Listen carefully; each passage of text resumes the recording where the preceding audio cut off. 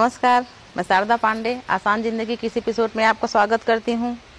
हमारे कई यूजर, कई माताएं, बहनें, बेटियां हमसे झाड़ू के बारे में पूछी हैं कि झाड़ू का उपयोगिता बताएं, झाड़ू कैसे रखें, झाड़ू कैसे इस्तेमाल करें, झाड़ू कब खरीदें और कब पुरानी झाड़ू को फेंकें। कई यूजर हमारे मांगे थे तो उनके लिए हमें वीडियो दे रहे हैं, तो आप झाड़ू के बारे में अच्छी तरह से जान जाओगे। सबसे पहले बहनों का, बेटियों का प्रश्न है कि झाड़ू किस दिन लाएं। तो मैं उसे तो कई एपिसोड में बताई हूँ, पर ये नया वीडियो आपके लिए सिर्फ झाड़ू पर ही आधारित बनाई हूँ। तो झाड़ू आप गुरुवार के दिन और मंगलवार के दिन कदापि न खरीदें या न मंगवाएं। उसी प्रकार से गुरुवार के दिन और मंगलवार के दिन ही टूटी हुई झाड़ू या पुरानी खराब हुई झाड़ू बाहर कचरे में न फेंकें। उसी प्रकार से गुरुवार के दिन और मंगलवार के दिन ही कई, वैसे मैं ज्यादा उस पर प्रकाश नहीं डालना चाहती हूँ, कई ऐसे लोग हैं कि अपने पड़ोस में या किसी से भी कोई ऐसा कुछ इधर उधर करने के लिए मंगलवार और गुरुवार के दिन उनसे झाड़ू मांगते हैं कि मेरी झाड़ू गुम गई है या कुछ भी ऐसे। तो आप उनको मंगलवार और गुरुवार के दिन अगर झाड़ू मांगते हैं तो आप उनको अपनी झाड़ू न दें।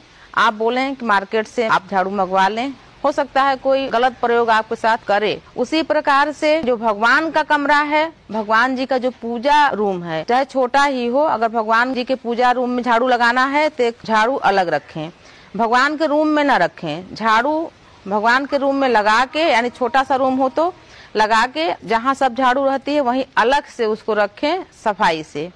उसी प्रकार से जब भी, जैसे हमारे किसान भाई बहन हैं तो वो जानते हैं इस बात को, जो अनाज होता है, जो अनाज खलिहान में होता है, अनाज बटोरने के लिए एक नई अलग झाड़ू होती है। कभी भी घर की झाड़ू से, यानी जो और बाकी झाड़ू से हम सफाई वगैरह करते हैं, उस झाड़ू से अनाज नहीं बटोरना चाहिए। अनाज के लिए अलग झाड़ू होती है, वो सिर्फ अनाज ही बटोरा जाता है उससे। उसी प्रकार से मैं आपको झाड़ू के उपयोग के बारे में बता रही हूँ। कभी भी, जैसे कि आपकी पुरानी झाड़ू जब निकलती है तो उसको आप तोड़ के न फेंकें। माताएं ऐसा करती हैं कि तोड़ के कचड़े में डाल देती हैं, तो झाड़ू को तोड़ के नहीं फेंकना चाहिए। उसी प्रकार से झाड़ू को कभी भी बंधन मुक्त नहीं रखना चाहिए, यानी कि बिना बांधे। मैं कई घरों में देखी हूँ जैसे झाड़ू पतली हो गई या बंधन उसका टूट गया, खराब हो गया, तो ऐसे पड़ा रहता है, जब भी उनको मौका मिला तो तोड़ के फेंक देती हैं। तो बंधन मुक्त झाड़ू नहीं रखना चाहिए। झाड़ू को बांध के रखें। भले ही आप, जैसे आपको फेंकना भी है तो आप झाड़ू को खोल के कदापि न फेंकें, झाड़ू को बांध के ही फेंकें। उसी प्रकार से झाड़ू को कभी भी काटन के बंधन से न बांधें, सूती बंधन से न बांधें। उसका कई रीजन है। जो सूती बंधन होता है वो देर में सूखता है, यानी जैसे आप जो आंगन ओंगन बहारते हैं पानी से, तो देर से सूखता है तो उसमें जीवाणु पैदा हो जाते हैं। तो उस हाथ से आप जब वो गीला झाड़ू पकड़ते हो तो आपके हाथ में भी इन्फेक्शन होने का डर होता है। इन्हीं सब कारणों से ही बोलते होंगे कि काटन के बंधन से न बांधें।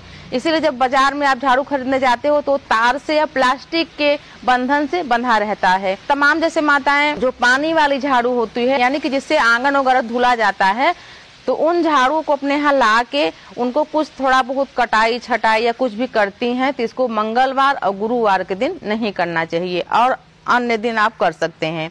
उसी प्रकार से झाड़ू को कभी भी खड़ी करके नहीं रखनी चाहिए, झाड़ू को लेटा के रखें। झाड़ू को कभी भी गीली झाड़ू, यानी जो पानी वाली झाड़ू होती है, जैसे हम पानी से आंगन वगैरह धोते हैं, तो वो झाड़ू को हम सुखा लें फिर रखें, यानी कि हमेशा झाड़ू गीली नहीं होनी चाहिए, झाड़ू को सुखा के रखें। उसी प्रकार से हम झाड़ू की उपयोगिता आपको बता रहे हैं। कभी भी झाड़ू से किसी भी जीव को, कुत्ते को, बच्चे को नहीं मारना चाहिए। तमाम हमारी बहनें हैं, उनको बेलन, झाड़ू, ये सब हथियार मिलता है। जानवर, कुत्ते को, विशेषकर कुत्ते को या बच्चे को गुस्सा आया तो झाड़ू से मार दिए, तो ये महापाप होता है। इससे माँ लक्ष्मी की नाराजगी प्रत्यक्ष रूप में देखी जा सकती है, यानी माँ लक्ष्मी नाराज होती हैं। कभी भी झाड़ू से किसी भी जीव को, कई बहनों को मैं देखी हूँ, जैसे बरसात वगैरह में वो पतंगे उतंगे निकलते हैं तो झाड़ू से मार देती हैं। उनको मारना नहीं चाहिए, उनको भगा देना चाहिए। जीव हैं, प्रकृति के एक अंग है, उनको भगा देना चाहिए। झाड़ू के साथ कभी भी सूपा न रखें। जो सूपा अनाज साफ करने वाला होता है। झाड़ू और सूपा यानी कि दोनों सफाई के काम में आते हैं। झाड़ू घर की सफाई के काम में आता है, सूपा अनाज की सफाई के काम में आती है। झाड़ू और सूपा दोनों एक साथ रखने से पिचास यानी कि जो चुड़ैल वगैरह होती है, कहा जाता है नकारात्मक जो ऊर्जा होती है वो घर में प्रवेश करती है और इससे भी लक्ष्मी की हानि होती है। तो झाड़ू और सूपा कभी भी एक साथ न रखें। उसी प्रकार से चारपाई के नीचे यानी जहाँ हम सोते हैं, वो तखत हो, चारपाई हो, कुछ भी हो, उसके नीचे, और अन्न भंडार का कोई भी चीज है उसके नीचे, और धन भंडार यानी जहाँ धन है उसके नीचे झाड़ू चप्पल वगैरह नहीं रखना चाहिए। झाड़ू घर के सबसे अंत वाली जो कोठरी होती है यानी कि खुले में झाड़ू नहीं रखनी चाहिए, न धूप में और न पानी वगैरह में, जब वर्षा होता है तब भी। झाड़ू रखने का एक स्थान, जैसे कि हर आदमी का रहने का स्थान होता है, चीजों का स्थान होता है, वैसे भी झाड़ू रखने का एक स्थान होना चाहिए। घर के सबसे पीछे पश्चिम तरफ झाड़ू रखनी चाहिए। तमाम घरों में हम देखे हैं कि जाओ जैसे किसी के तो आंगन में सब झाड़ू पोछा और जो सफाई के जो उपकरण होते हैं, सफाई के जो लिक्विड वगैरह होते हैं, वो सब आंगन में दिखते रहते हैं। तो ऐसा नहीं होना चाहिए। भले ही आप आंगन में रखो, पर ऐसा कुछ दीवार थोड़ा सा कुछ भी हो कि जिससे प्रत्यक्ष रूप में कोई मेहमान कोई आपके यहाँ आए बैठने, तो सफाई का जो सामग्री होती है वो नहीं दिखनी चाहिए। आप मान लो कि घर के पीछे रखने की जगह नहीं है तो कहीं भी रखें, आगे ही, तो दिखनी नहीं चाहिए। वैसे घर के पीछे ही झाड़ू वगैरह सफाई की सभी चीज रखनी चाहिए। झाड़ू कभी भी सूर्य डूबने के बाद नहीं लगाना चाहिए। झाड़ू या पोछा या सफाई करने की कोई भी चीज सूर्य डूबने के बाद नहीं करना चाहिए। जैसे कि कई घरों में सुबह और शाम दोनों टाइम झाड़ू लगता है, तो झाड़ू सूर्य डूबने से पहले ही 1 घंटा पहले ही लगा लेना चाहिए। उसी प्रकार से कभी भी जूठे हाथ से झाड़ू नहीं छूना चाहिए। तमाम लोगों को मैं देखी हूँ कि झाड़ू ही तो है, तो जैसे हाथ में कुछ भी लगा रहा, जूठा कुछ भी, तो उसको लेकर बहारने लगती हैं, सफाई करने लगती हैं। तो मैं आपको बताना चाहती हूँ, झाड़ू को कभी भी जूठे हाथ से नहीं छूना चाहिए। यानी कि जो पकड़ने वाला भाग है उसको कभी भी झूठे हाथ से या गंदे हाथ से नहीं छूना चाहिए। सूर्य डूबने के बाद झाड़ू नहीं लगाना चाहिए। तो मैं आपको बता रही हूँ झाड़ू की उपयोगिता। कभी भी आप झाड़ू को पाँव से न छुएं। जैसे कि यहाँ वहाँ कभी झाड़ू रहती है तो माताएं जल्दी के मारा पाँव से उसको ठीक कर देती हैं, तो पाँव से कभी भी झाड़ू को नहीं छूना चाहिए। जो भी मैं आपको हमारी जो बहनें बेटियां हमसे मांगती हैं उनके लिए हम बहुत ही खोजबीन करके रिसर्च करके तभी हम आपको वो बातें बताते हैं जो कि आपके लिए लाभकारी हो। कोई भी चीज जो भी हिंदू धर्म में हमारे या कभी भी किसी भी धर्म में हो, किसी भी चीज को एक दिन में कुछ भी करके प्राप्त नहीं किया जा सकता। किसी भी चीज को लगन से निष्ठा से करनी चाहिए, विश्वास से करना चाहिए।